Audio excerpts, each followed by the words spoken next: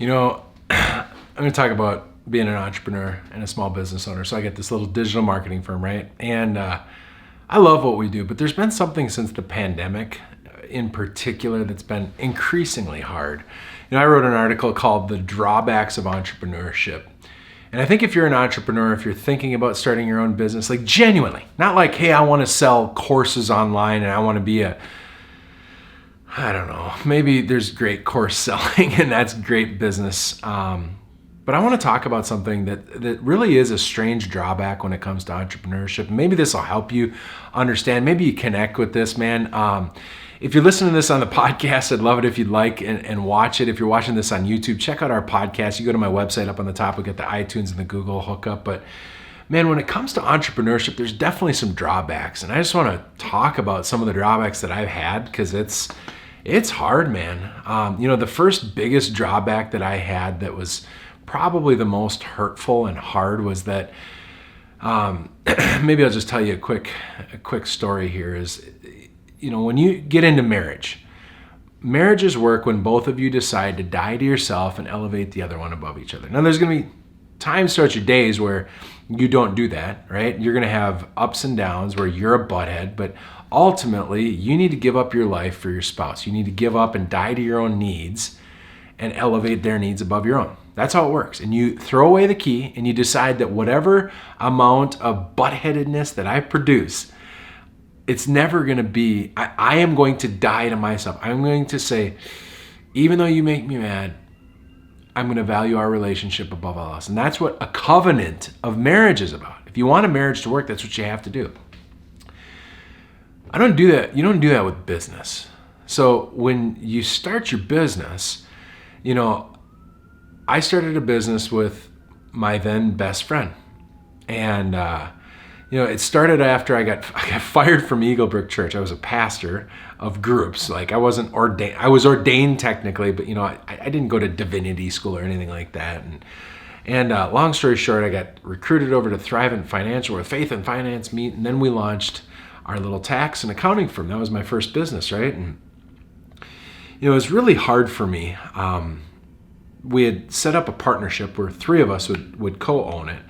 And long story short, what I learned was that the conversations with the people that you're closest with are hard. And I've essentially kind of lost my best friend in a way because of some business shenanigans that occurred.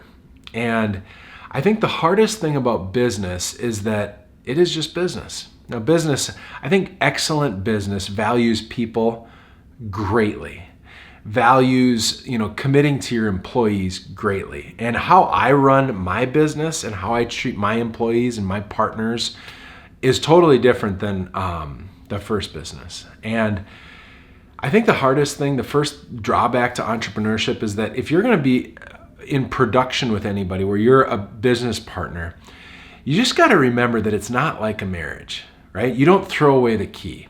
There's an exit game.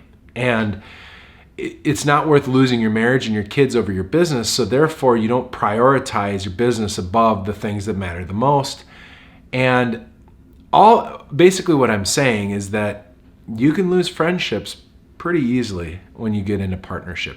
If you're thinking of being a partner, there's a couple pieces of advice I'd have for you. First of all, you need to write into paper and sign it with an attorney so that the paperwork actually gets filed.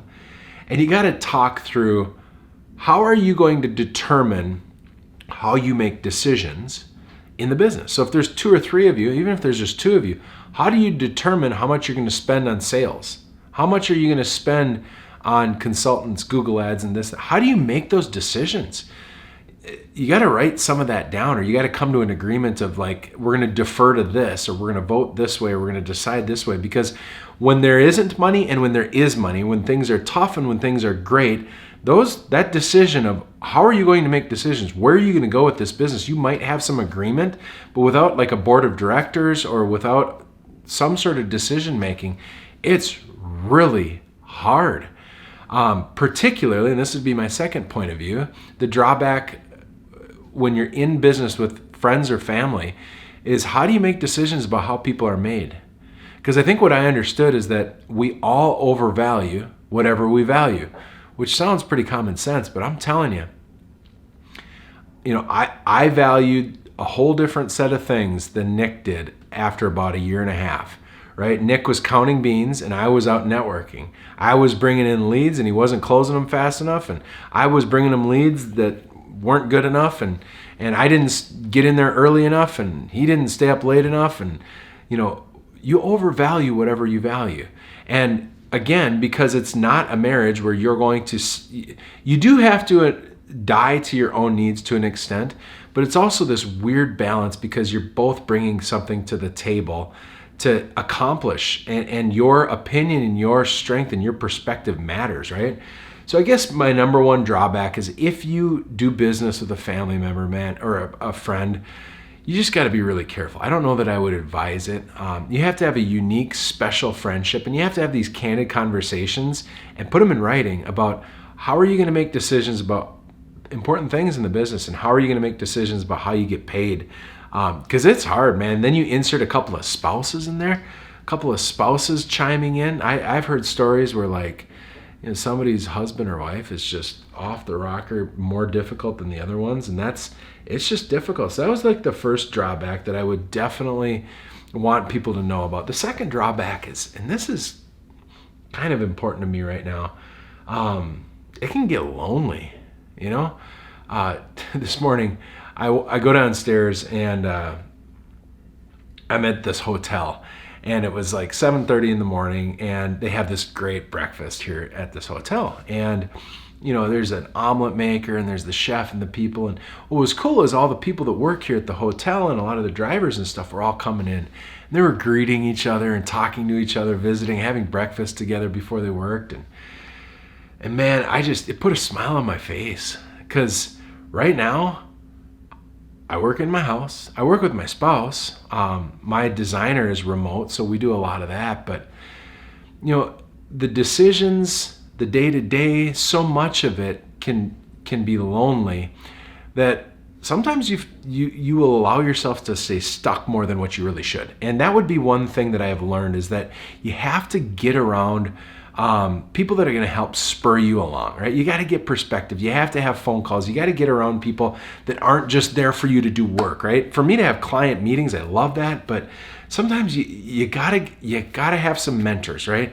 And those mentors, you need to invite them to actually speak into your life. You got to share stuff. You got to go out and do stuff. You got to go intersect and just get out and about, especially in the pandemic world, man, where and I know it's not just entrepreneurship, but even before the pandemic, I would say that entrepreneurship can be really lonely. It just genuinely can be. At the end of the day, it's kind of you, and you have to decide, not only do you have to do everything and get the sales that you're then going to execute on, but you have to decide where you're going, what you're doing. And as much as I love being in charge of that, it's incredibly hard. Now, I don't have a business coach. I should probably get a business coach because I coach other people, right? But I think having some structure to stuff would be good. In fact, it's probably something I'll be looking at here pretty soon to get somebody who can kind of ride my tail in terms of challenging me and pushing me and asking great questions and getting some camaraderie. But that would be another drawback when it comes to entrepreneurship, that it can be lonely, you can feel stuck, and it's just kind of goofy. The other thing that taxes suck. You just think about it.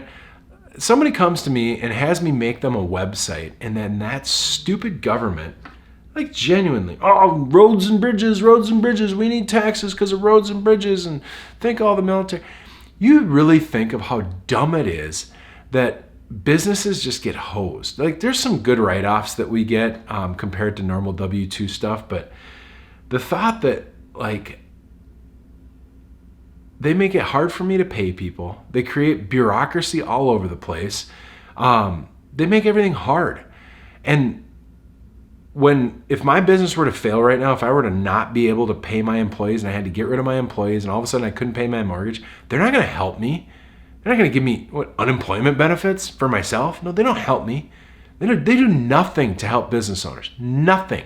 They create barriers, red tape, and then as you make money, they use the majority to take from me. Like, you really think about that. I have had to go out and risk everything. I've risked it all multiple times. Like, you know how many times my bank account has nothing in it and I've had to pay people? You know how much risk there is in what I'm doing? You think I get a sweet pension plan? You think I got a union out there fighting for me? All that bullcrap that some of these other industries that live off of government dollars don't. It's just a rant. There's nothing more disgusting than the fact that our federal government uses mob majority to take from me. And it's frustrating. Like, genuinely, taxes and the thought that as you do better, they take more and more when I've risked everything. Now, I'm complaining.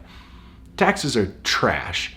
In fact, there's a whole thing. I help all these accountants and bookkeepers, but I think taxes on production are just stupid.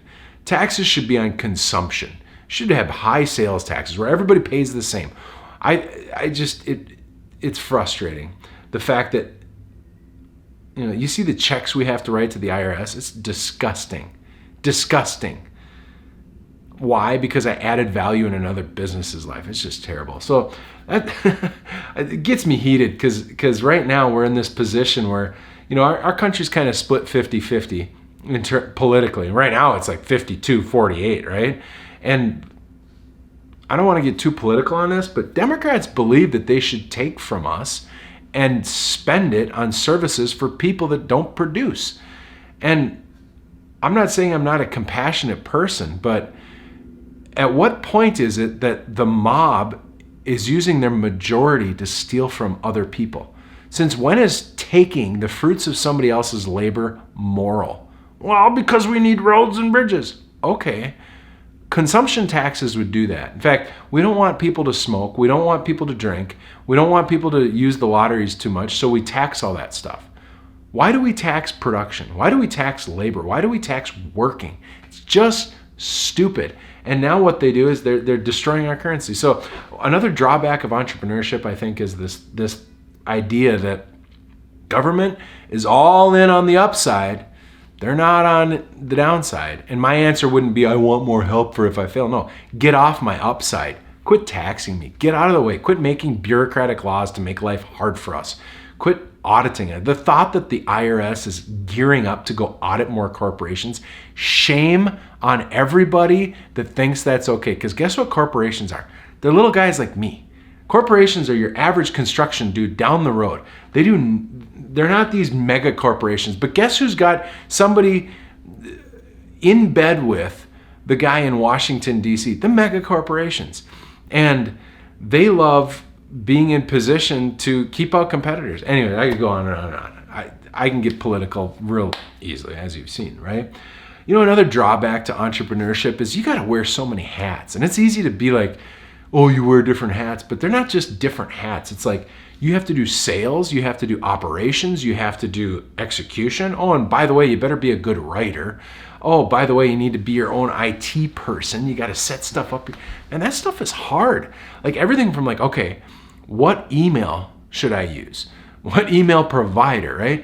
When you go work at another business, there's like a cumulative thousands of years probably when you think of all the people spending all their time to set up systems so that you can just step in and work, right? When I worked at Best Buy, I always kind of used to look at like the cash register and then the POS behind it and all the wiring. Because when you see that they have this giant team that comes out and like gets all the wiring ready and gets all that hooked up, you're like, this is complex. Well, when you're a small business owner, like you have to handle everything. You wear so many hats. Customer service, you're kind of an accountant, or maybe you're the accountant. You're the salesperson. You have to handle returns. You got to set up the email. You got to set up the phone line. You got to make sure that everything's paid on time. Your AR, your AP, your customer service, you are absolutely everything. And then when you get into some of these other businesses, you're the human resource officer.